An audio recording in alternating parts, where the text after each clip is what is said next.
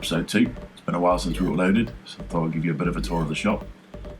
So the DJ equipment that we've got, smoke machines, lights, lasers, sound desk, lightning desks, all for hire. Everything you'll need for a show or a gig. Decent quality as well, good price. Special effects equipment, we have everything that ranges from needle tips, the spatulas, the blood lines, the prosthetics, you name it. Yeah, empty shelves. We are in a pandemic. We are changing things around in the shop as well. We also have all the adhesives that you need for the prosthetics, the lot. Makeup, we've got a huge selection of makeup, from UV makeup to hairsprays, glitters, the lot. Annabelle and It, two of the best dolls in the shop. Great fun. Scare a lot of people with them. A lot of our prints as well as Geek Monkeys. We stock them for some Funko Pops. The electric chair, quite a famous chair in its own right, to be fair with you. It's mounted in the corner of the shop now permanently.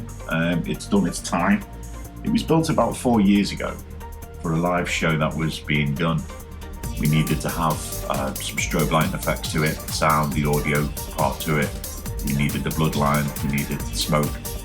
Characters would sit in the chair and get fried basically live on stage, and it had to give off the correct effect to scare the audience, so to speak.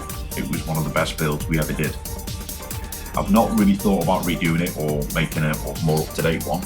That's a classic in its own right, and we're happy with that. It, like I say, it's now fixed in the shop. The skeleton is Crispy Dave. It's applicable. He's fried. He's an ex-prisoner.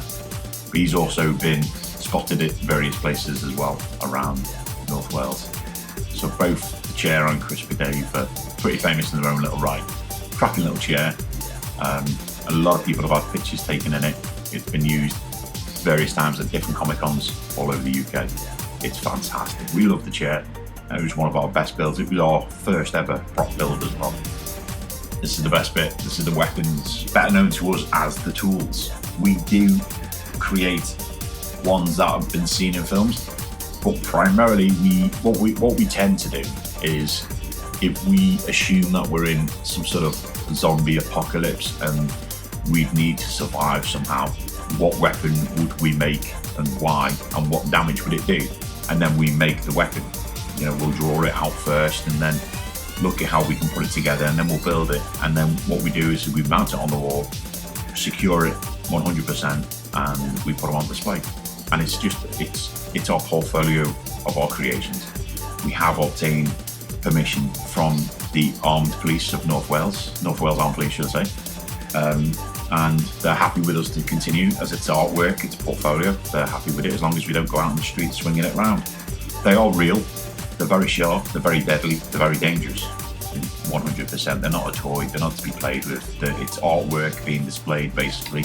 Like I say, it's our creations, and it's being displayed not so much for entertainment, but just for viewing and looking at what we can create as builders, as artists. And if we were in a zombie apocalypse, obviously this shop would be the first place I come to. This is the workshop. We get inspired by Adam Savage from Tested, better known from Mythbusters. His videos are brilliant. You should go watch them. Everything has got a place to be and a reason to be there. This is where we make all the products that we sell, manufacture, down to makeup, down to props. This is where we make all the tools as well. It's the best part of the shop, if you ask me. It's also situated in the window, so you get a lot of people passing by watching you build, which is cool. Tip of the day for you. Okay, we bought a load of these units when we first opened the shop, but we've got better ones now.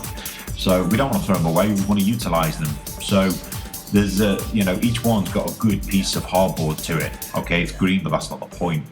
If you put them both through a saw and just take the ends off them, because they've got a bit of an angle to them, you're left with a decent flat piece of hardboard that you can make things out of from time to time.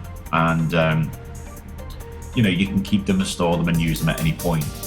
You got then all these little ends to play with. If you just take off the angle of them as well, with straight cut, literally just zoom it through the blade, you're left with then a whole stack of little pieces of wood or hardboard.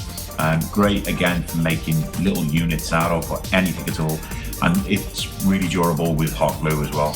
All that's left to do really is to put the rest of the ends in the bin and clean up.